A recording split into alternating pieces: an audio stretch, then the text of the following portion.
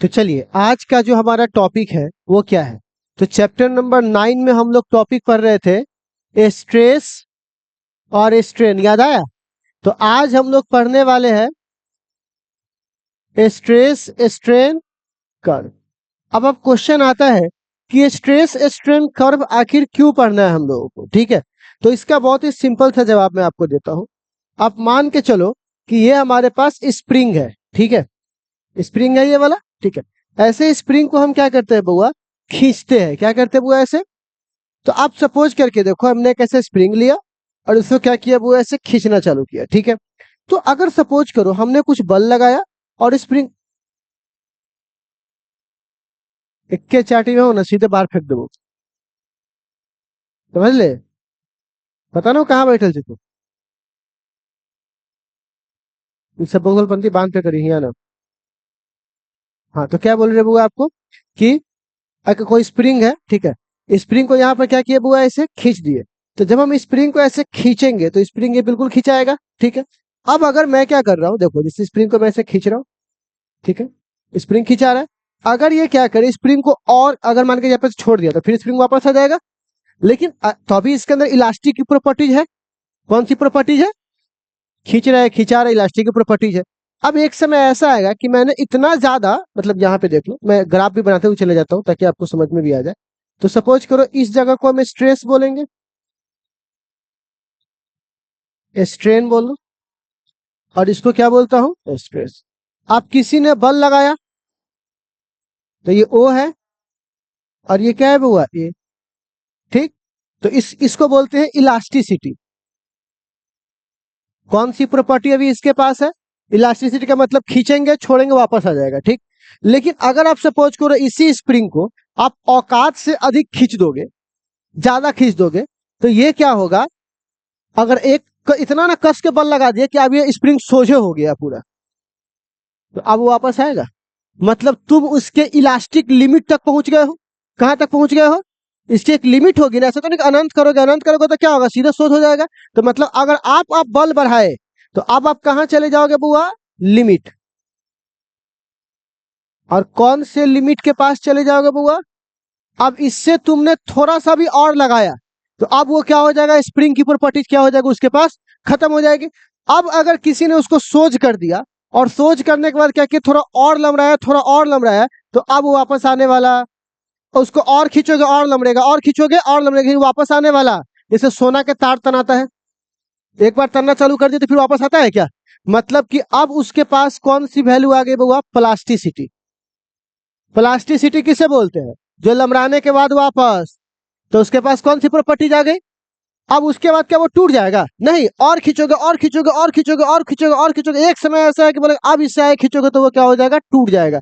तो उसको बोलते हैं, अब यहां से सी हो गया, ए बी सी, और इससे आगे को हम लोग बोलते हैं फ्रैक्चर पॉइंट, डी को क्या बोलते हैं बउआ, फ्रैक्चर पॉइंट। इतना बात आप लोग को समझ में आया, ठीक है ना। तो एक काम करते हैं, पहले स्ट्रेस स्ट्रेन कर्व का आप क्या कीजिए, एक बार डेफिनेशन लिख लीजिए, तो डेफिनेशन लिखिएगा, फिर समझाता हूं इसको और अच्छे से।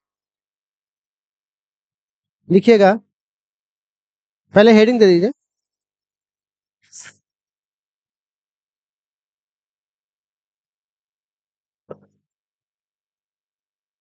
मेरी heading,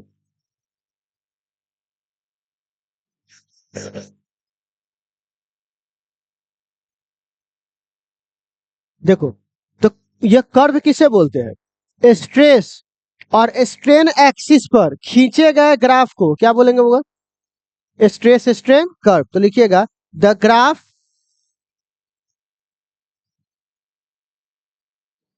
the graph draw, DRAW, draw on, the graph draw on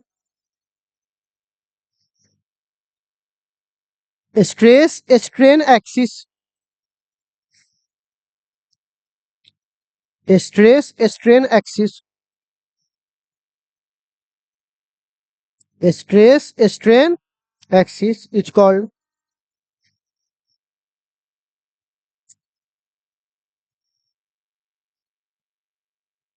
क्या कहलाएगा बुआ, स्ट्रेस स्ट्रेन कर। इस ग्राफ को बनाने में कितना टाइम लगेगा बुआ? बनाइए तो, इसको बनाइए।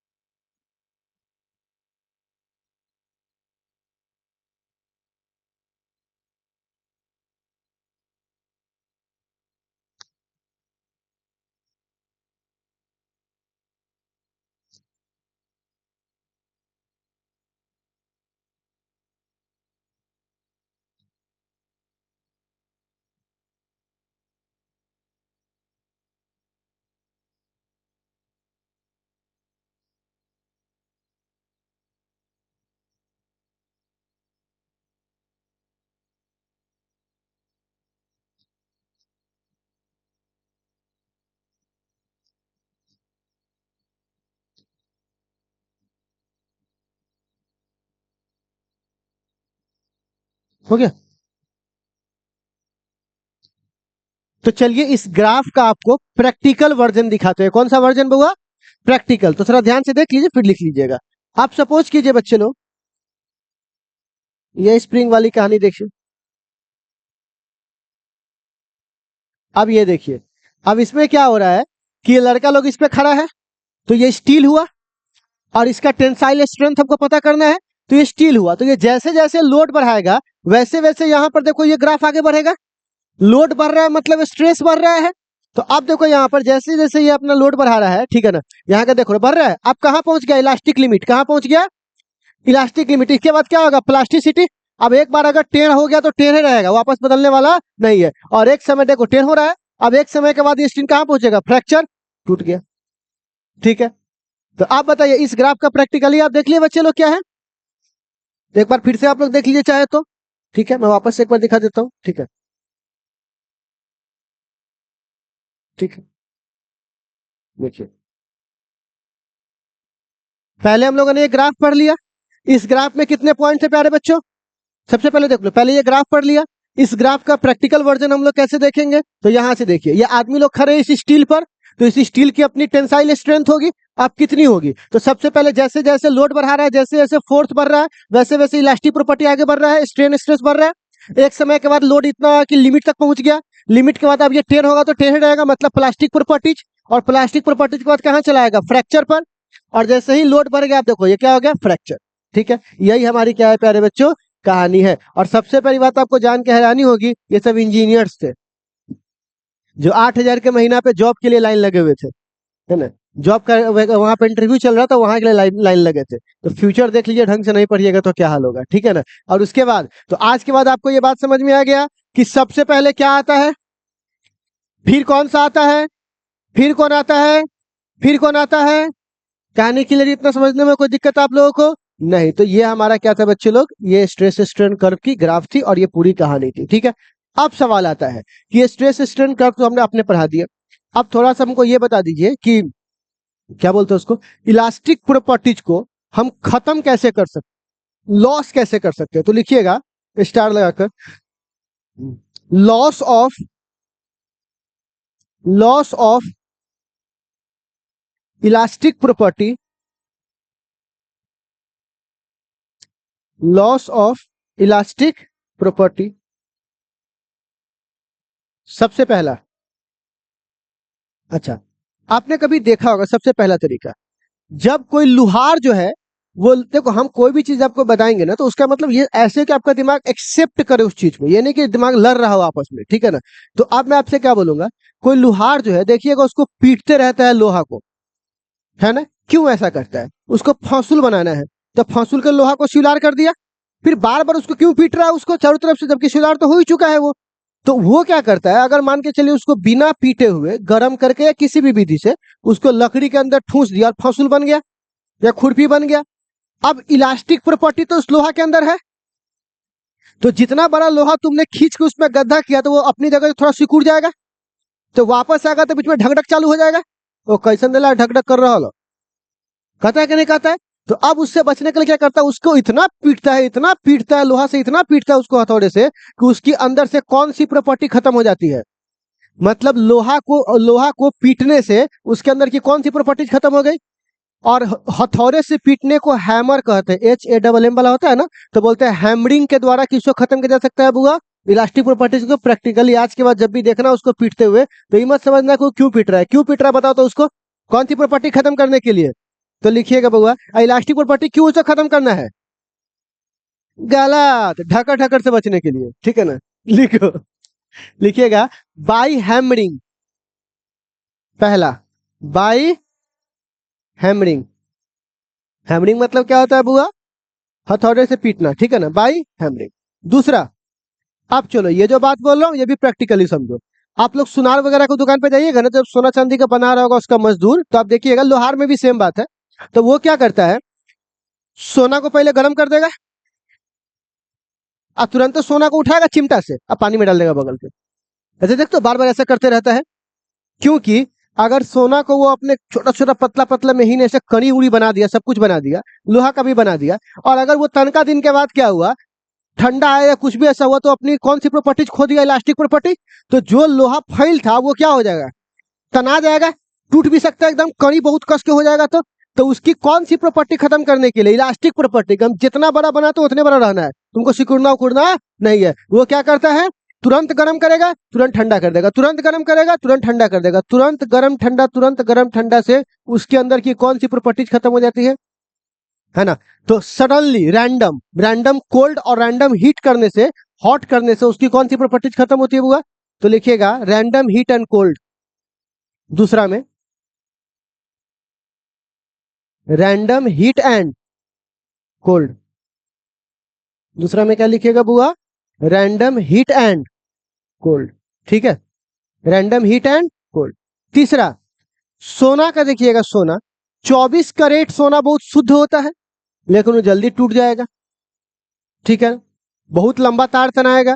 लेकिन अगर उसी में 22 कैरेट सोना कर दो, उसमें कुछ अशुद्धि मिला दो, एल्यूमिनियम कॉपर ये सब, तो क्या वो उतना तना पाएगा, नहीं। तो कहने का मतलब क्या होता है कि इम्प्योरिटी, अशुद्धि ऐड करने पर भी उसके अंदर से कौन सी प्रॉपर्टीज खत्म हो जाती है। तो लिखिएगा बाई इम्प्योरिटी, प्योर के आगे IM लगा देना, इम्प्योरिटी, बाई इम्प्योरिटी,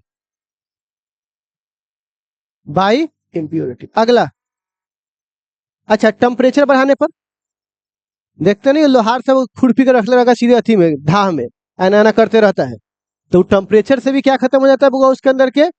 तो लिखिएगा बाई टेम्परेचर,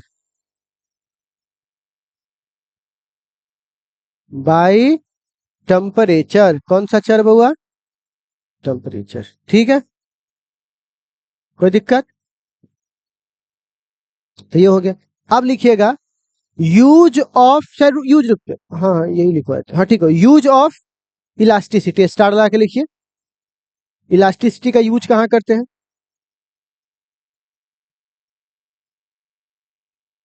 सबसे पहला, आप लोग ब्रिज देखे हो, पुल, तो पुल में क्या होता है सुनिएगा, आपने कभी सोचा पुल के बीच में जो इतना गैप छोड़ने रहता है, तो ना कहते कि पुल पर जाते तो मोबाइल अगर गिरता है तो सीधे नीचे भाग जाते मोबाइल, अगर बंद क्या ना कर दे, तो सोचते हो कि नहीं सोचते हो। देखो इसके पीछे क्या होता है, जब भारी भारी ट्रक लोड पड़ता है पुल पर, तो पुल थोड़ा सा फैलता है, क्योंकि ये स्ट्रेस लगाओगे तो थोड़ा स्ट्रेन आएगा, फोर्स लागो थोड़ा वो लमड़ेगा। तो लमड़ेगा तो ऐसा तो नहीं कि तो नग नाखों से आपको दिख जाएगा, लेकिन फिर भी लमड़ता है, लमड़ेगा, फिर ट्रक वहां हट जाएगा, फिर अपनी जगह पर वापस आ जाएगा। तो लमड़ेगा तो बीच में गैप चाहिए ना भाई उसके लिए, तो वो लमड़ेगा वापस आएगा, लमड़ेगा वापस आएगा, लमड़ेगा वापस आएगा, एक लंबे समय तक बार बार ऐसा यूज करने पर वो क्या होता है, अपना इलास्टिक प्रॉपर्टीज खो देता है। बार बार स्प्रिंग को ऐसे ऐसे कीजिएगा, ऐसे ऐसे कीजिएगा, तो अपना इलास्टिक प्रॉपर्टी नहीं खो देगा, ठीक है ना। तो क्या इलास्टिक प्रॉपर्टी क्या करता है वो अपना खो देता है। तो देखिएगा पुलवा लमड़ तो जाएगा, लेकिन वापस आ नहीं पाएगा, तो पुल में क्रैक आ जाता है लंबे समय के बाद। तो बोलता है पुल काम करने के लायक अब नहीं रहा, क्योंकि वो अपनी कौन सी प्रॉपर्टीज खो दिया है। तो इलास्टिक प्रॉपर्टीज के इस्तेमाल से हम लोग पुल वगैरह का निर्माण करते हैं कि नहीं करते हैं, तो उसको बोलते हैं ब्रिज।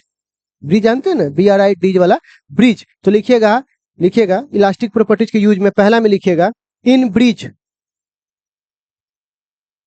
इन ब्रिज, ठीक है। अगला पॉइंट,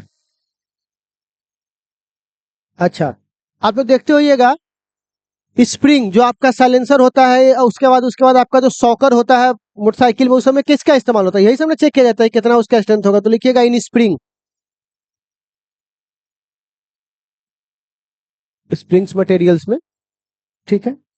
अच्छा, क्रेन देखते हो? क्रेन जो तार लगल रहता है, और तार से ऊपर से तार लगा रहता है, उसमें से पकड़ के खींचता है, तो दुगो ना तार लगा रहता है, देखते हो क्रेन सब में। और फिर वही तो क्रेन के अंदर भी किसका इस्तेमाल होता है बुआ? इसी प्रॉपर्टीज का। तो लिखिएगा क्रेन, सी से स्टार्ट होगा क्रेन। क्रेन, क्या लिखिएगा बुआ? क्रेन। अच्छा, उसके बाद आप लोग आइएगा बीम, क्या लिखेंगे बुआ? आप कहिएगा 1 मिनट सर, ये बीम क्या है? नहीं समझ में आया? चलो समझाता हूं थोड़ा सा। अब ये बीम क्या है, इस बीम को समझाने के लिए थोड़ा सा रुक जाइए, मैं कुछ चीज आपको डेमो दिखाता हूँ। इसको बोलते हैं हम लोग बुआ, बीम को अगर समझना है तो आपको बोलेंगे ब्रेकिंग स्ट्रेंथ। कौन सा स्ट्रेंथ बुआ? अब ये ब्रेकिंग स्ट्रेंथ क्या होता है, इसको मैं कैसे समझाऊं? चलो प्रैक्टिकल से दिखाता हूँ। ठीक है, 2 बच्चे हमें चाहिए होंगे प्रैक्टिकल के लिए, क्या मिल सकते हैं? कोई हैगा नहीं ना भाई?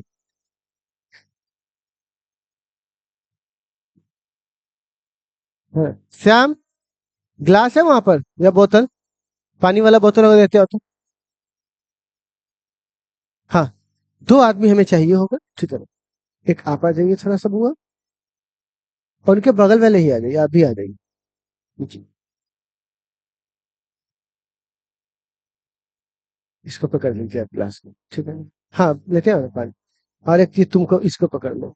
ठीक है, इसको थोड़ा सा ऐसे उठा के रखना ताकि कैमरा वगैरह में आ जाए। ठीक, ओके। जादू देखेगा? हैं? ला, पानी भर के ला दो। थोड़ा और पास कर देना। ठीक है, बस थोड़ा सा और दूर कर दो, हल्का सा कॉर्नर में आ जाए, हल्का सा। ठीक, ओके। ठीक, अब यहाँ पर ये चीज है। ठीक है, अब मैं चाहता हूँ, ठीक है,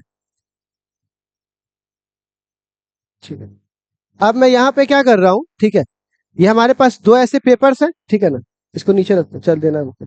वो आधा निकालना तो बहुत ज्यादा है। अब मैं इसको यहाँ पे रखूंगा, तो क्या ये अड़ेगा इस पर? बोलिए, क्या अड़ पाएगा ये? गिर रहा है ना? क्यों गिर रहा है? थोड़ा और दूर कीजिए ना आप लोग, थोड़ा और दूर कीजिए। हाँ, यहाँ पे अब बताइए, क्या ये अड़ेगा? नहीं। लेकिन इसमें एक काम करता हूँ, ठीक है ना, फिर आपको समझ में आएगा मैंने क्या किया है। इसको थोड़ा पकड़े रहो, इसी तरह रखो। ठीक है ना, मुझे थोड़ा एक समय दो, 1 मिनट।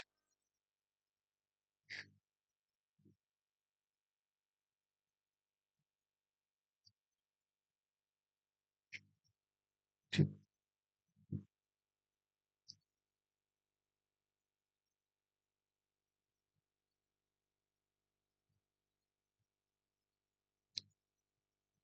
सीधे फिजिक्स पढ़ लेगा तो नहीं ना मजा आएगा। अगर आपको फिजिक्स इंटरेस्टिंग नहीं लग रहा है तो टीचर क्राइम कर रहा है।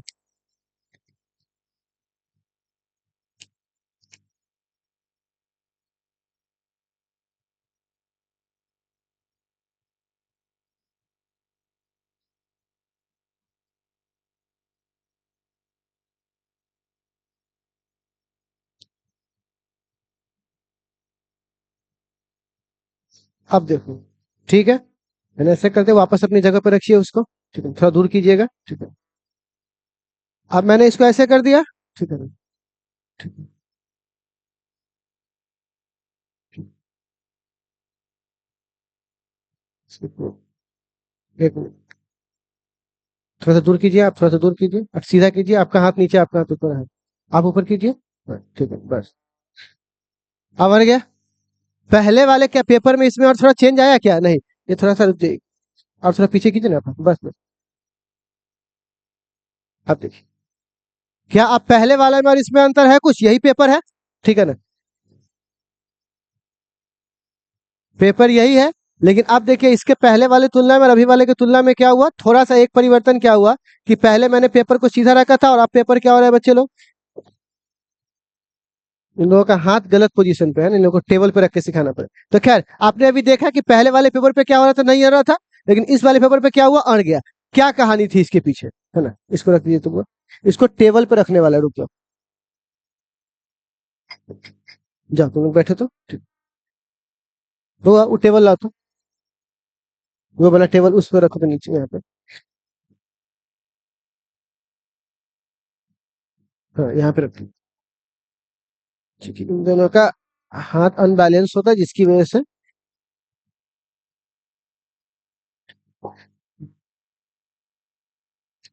अब देखो, जैसे यहाँ पे दोनों बराबर है, ऐसे हालात में मैंने यहाँ पेपर रख दिया, ठीक है ना। अब इस पेपर पे अगर मैं मान के चलो इस ग्लास को रखूं, तो क्या ये अड़ पाएगा? अड़ पाएगा क्या ये? क्यों नहीं अड़ पाएगा? क्योंकि इसके पीछे का क्या है बउआ, मैकेनिज्म ये है कि इसकी ब्रेकिंग स्ट्रेंथ क्या है बउआ, कमजोर है। ब्रेकिंग स्ट्रेंथ क्या है? कमजोर है, ठीक है। अब देखो, तो यहां पर क्या हुआ, जैसे ही मैंने, देखो ध्यान से देखना, ये हमारे पास दो बीम है, ये पुल समझो, ठीक है ना। पुल का एग्जांपल मैं बता रहा हूँ, ये दो हमारे पास बीम है, इस बीम पे मैंने एक पेपर रखा, इस पेपर में मैं ये ग्लास रखूंगा, तो क्या ये अड़ेगा? नहीं। क्या ये अड़ेगा? नहीं, नीचे गिर गया। लेकिन अगर मैं इसमें थोड़ा सा एक चेंज कर रहा हूं, ठीक है,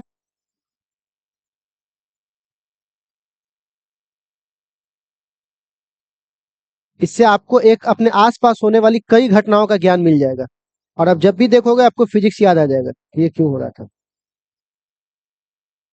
फिजिक्स का मतलब ऐसा होना चाहिए कि जिंदगी में कहीं भी जा रहे हो, तुमको उसके पीछे का साइंस पता होना चाहिए कि ये ऐसे होता है, ठीक है।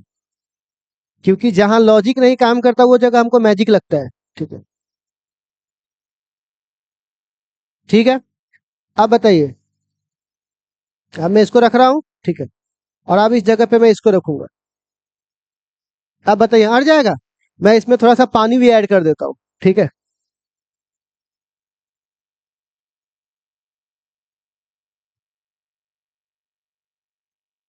इतना वेट भी बढ़ गया। लेकिन पहले ऐसा हो रहा था क्या? आपके जीवन में यही परिवर्तन चाहिए। सब कुछ वही है, हल्का सा आपको चेंज करना है, ठीक है ना। तो यहाँ पर देखिए, आपको अगर ट्रैक पता है, मैं इसमें पूरा पानी भर दूंगा, पूरा ग्लास में पानी भरा हुआ है, फिर भी, हाँ, तो फिर भी आपने देखा एक स्ट्रेंथ पार करने के बाद ये गिरा। तो आप बताइए इसकी जो बीम की कैपेसिटी है, किसी कैपेसिटी है, वो हुआ क्या? इसको पता है आप कहाँ देखते होइएगा? चलो मैं आपको थोड़ा प्रैक्टिकल दिखाता हूँ। और आप अपने आसपास इतना देखते हैं कि आपको, सैम इसको हटा दो थोड़ा सा। क्या आपने इसको ऐसा देखा है यहाँ पर? कभी आपने सोचा आपका जो सीढ़ी है वो जिगजैग क्यों रहता है? अब आपको मतलब समझ में आया जिगजैग क्यों रहता है? अगर मैं इसको प्लेन बना दूं सीढ़ी को, तो क्या उसके अंदर वो स्ट्रेंथ रहेगा? आप बताओ, एक सीढ़ी को मैं सीधा एक काम करूं, ऐसे ऐसे ना बना करके सीधा ऐसे बना दूं, अब बताइए वैसे हालात में स्ट्रेंथ सेम रहेगा या अलग अलग रहेगा? उसके हालात में वो बहुत कमजोर हो जाएगा। लेकिन ये वाला हालात देखिए कितना मजबूत था कि पानी भी वेट सह जा रहा था। तो आप बताइए ये सीढ़ी जिगजैग क्यों बनता है, ये समझ में आया। उसके बाद आपका एल्वेस्टर जिगजैग क्यों रहता है, समझ में आया। पुल जाइएगा, पुल, बहुत सारा पुल, वो भी जिगजैग रहता है। पुल सब क्या रहता है, जिगजैग, मतलब प्लेन के बजाय कैसा स्ट्रक्चर रहता है। अब आपको जिगजैग का मतलब टेढ़ा मेढ़ा, तो अब आपको समझ में आ गया होगा कि जिगजैग क्यों रहता है। उसके बाद आपका जो बीम है, जो पुल में बीम रहता है, वो बीम देखिएगा सीधा नहीं डालता, ऐसे ऐसे ऐसे। जिगजैग समझ में आया कैसे? जिगजैग मतलब टेढ़ा मेढ़ा।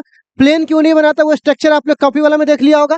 प्लेन रखिएगा तो वो छोटा सा वो गिलास में नहीं आ रहा था, लेकिन जब उसको जिगजैग कर दिया तो उसके ऊपर पानी तक पूरा ग्लास में डाल दिए। ठीक है, तो अब आपको समझ में आ रहा होगा कि ब्रेकिंग स्ट्रेंथ का मतलब क्या होता है।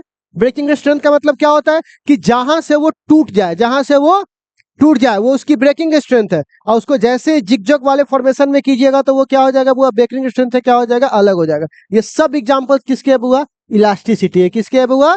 तो आज के बाद जहां भी देखना जिगजैग वाली कंडीशन से, वहां क्या समझना, क्या काम कर रहा है बुआ? इलास्टिसिटी। क्या बुआ? तो आप लोगों ने हेडिंग में अभी क्या लिखा था लास्ट वाले में? ये खत्म हो गया क्या? अच्छा अच्छा, तीसरा में। हाँ, ये बीम वाला है ना। तो आप बताइए, आप लोगों ने हेडिंग लिख लिया, सॉरी क्या नंबर था वो? ये बीम हो गया है। अच्छा ठीक है, चलिए बीम हो गया है। तो एक सवाल और, ठीक है, बीम हो गया। चलो अब एक सवाल है।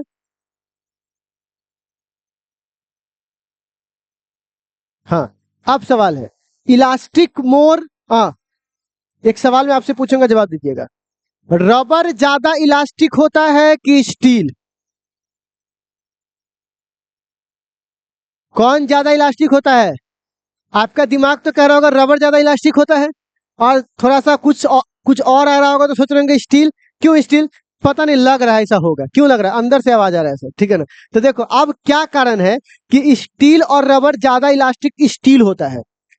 स्टील और रबर में ज्यादा इलास्टिक कौन होता है?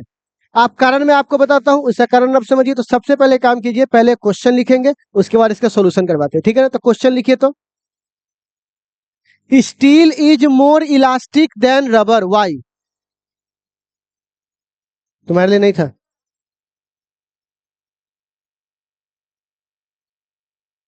Steel is more elastic than rubber.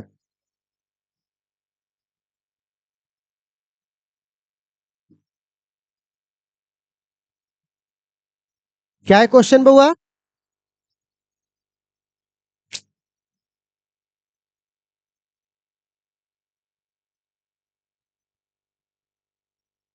लिखो था, स्टील इज क्या लिखवा है बउआ?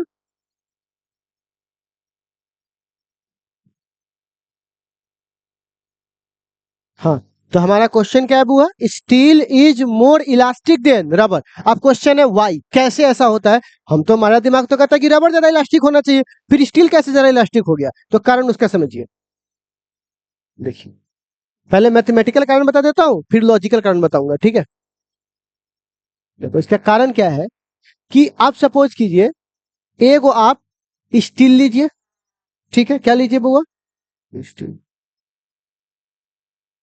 एगो क्या लीजिएगा बुआ? स्टील। और दूसरा क्या लीजिएगा? रबर। एक को मैंने क्या लिया? स्टील। दूसरा क्या है बुआ? रबर। दोनों को टांग दिया मैंने। अब बताइए दोनों की लंबाई कितनी है? दोनों की लंबाई एल है। दोनों का क्रॉस सेक्शन एरिया कितना है? ए। दोनों का बराबर है। अब दोनों पे फोर्स भी समान लटका रहा है। मान लीजिए दोनों पे 5-5 केजी कोई चीज लटका दी है, तो इस पे फोर्स लगेगा एफ, इस पे भी फोर्स कितना लगेगा? दोनों पर समान फोर्स लग रहा है। जितना फोर्स स्टील पे लग रहा है उतने फोर्स कहाँ लग रहा है? रबर पे। तो क्या मैं इस बात को लिख लूं कि स्टील का फोर्स बराबर होता है किसके? रबर के, जो मैंने लगाया है, ठीक।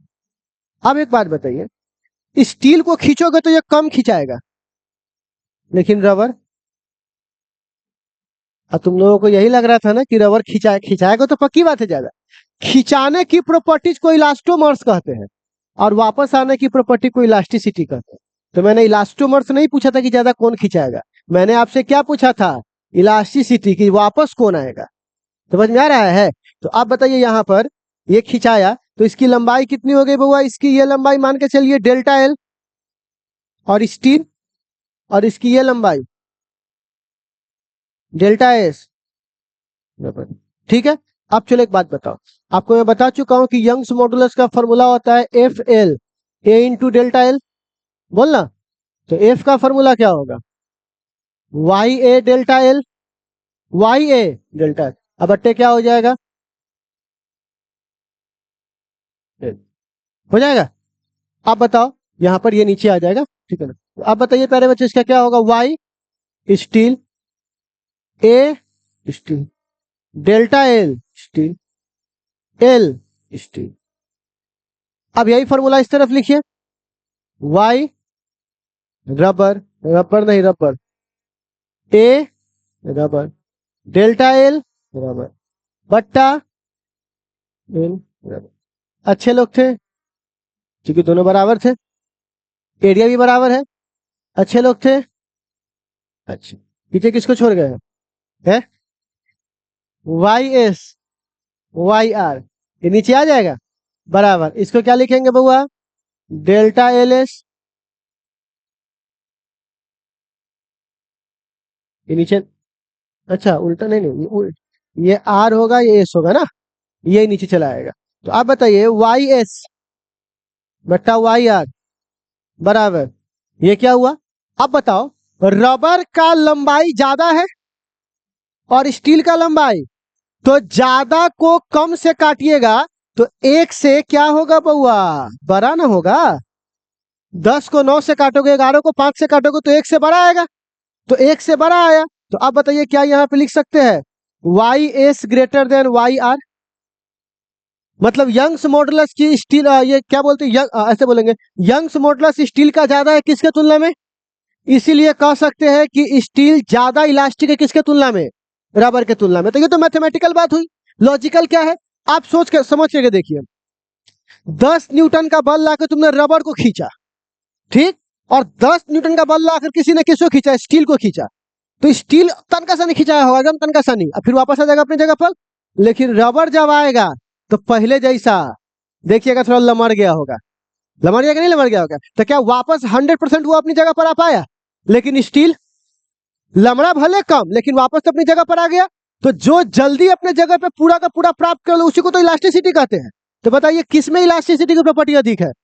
स्टील में। अब सवाल है, बहुत लोग कंफ्यूज हो गए होंगे ये बात सुन के कि रबर अधिक लमड़ता है। लमड़ने की प्रॉपर्टी को इलास्टोमर्स कहते हैं और वापस आने की प्रॉपर्टी को हम क्या बोलते हैं, इलास्टिसिटी। तो अगर हम दोनों पर समान बल लगाए तो भले रबर ज्यादा लमड़ेगा, उसके पास इलास्टोमर्स की प्रॉपर्टी अधिक होगी, लेकिन वापस आने की प्रॉपर्टी किसकी सबसे ज्यादा होगी? स्टील का। रबर को लमड़ा के वापस छोड़ोगे तो पहले जैसा ना आ पाएगा। देखिए व्हाइट व्हाइट धागा बन जाता है, मतलब कि पहले जैसा वो, तभी तो कहते हैं बार बार रबर यूज कर रहे थे तभी तो खराब हो गए, लमड़ गए। लेकिन स्टील में ऐसा होता है, इसीलिए आज से तुम लोग रबर का बैंड मत लगाओ, स्टील का बैंड लगाओ, स्टील से बांध लो, ठीक है ना। तो इतना बात समझ में आया आप लोगों को? तो आज से मैं आपसे बोलूंगा कौन ज्यादा इलास्टिक है, कि रबर, और लमड़ने वाला कौन है? हाँ, तो इसको बोलेंगे इलास्टोमर्स। क्या बोलेंगे बुआ उसको? इतना कहानी समझने में कोई दिक्कत है आपको? तो आपका इसका जवाब मिल गया। तो प्यारे बच्चों ये हमारा चैप्टर यहाँ पर क्या हुआ बुआ, डन। इसमें कुछ बातें और है, मैं बताता हूँ। जैसे हमें थोड़ा सा स्प्रिंग के बारे में पढ़ना है, हालांकि ये पढ़ लिए तो स्प्रिंग हो ही गया, लेकिन फिर भी हमारा मन है कि उसको अलग से थोड़ा सा आपको एक बार आइडिया दे दूं, ठीक। तो कल जो है 10 मिनट की क्लास किसकी चलेगी बउआ? और कल 30 मिनट की क्लास चलेगी वन शॉट वीडियो, जिसमें आपको एक बार पूरा जो पढ़े इस चैप्टर को एक बार कंप्लीट रिवीजन में मार देंगे, ठीक है ना। वो तीसरा वन शॉट के बाद अब इस पे न्यूमेरिकल भी है, जो असाइनमेंट आपको वहां पर आ चुका होगा, और बचा होगा तो ले लीजिएगा, बहुत कम ही पीस बचा होगा पढ़ने वालों के लिए। ना पढ़ने वालों तो नहीं आएगा तो कति फर्क पड़ता है, जिनको है वो अपना ले लीजिएगा असाइनमेंट, ठीक है ना। और उस असाइनमेंट को बना लीजिएगा, और कल उसका हम संडे है, कल उसका सॉल्यूशन करवा के नेट पे डाल देंगे, ठीक है ना, मेरे अपने वाले चैनल पर डाल देंगे। और आप इस तीनों वीडियोस को देख करके इस चैप्टर को खत्म करेंगे, और सोमवार से हम लोग चालू करेंगे बुआ फ्लूइड मैकेनिक्स। कौन सा मैकेनिक्स बुआ? एक नया चैप्टर, बहुत ही मजेदार चैप्टर है, ढंग का चैप्टर है, नया चैप्टर, नाम क्या है बुआ? Fluid mechanics. तो क्या मैं उम्मीद कर सकता हूँ कि आप इतना काम करने के लिए रेडी होंगे कल? ये कहाँ पर आएगा, मेरे चैनल पर कि स्टार प्लस पर? स्टार प्लस पे, तो देखना ना भूले, ठीक है ना। तो बच्चे लोग इसका आंसर आप लोग लिख लीजिए, ठीक है ना, यही इसका आंसर है ना। न्यूमेरिकल का आंसर थ्योरी में होता है, थ्योरी का आंसर न्यूमेरिकल में।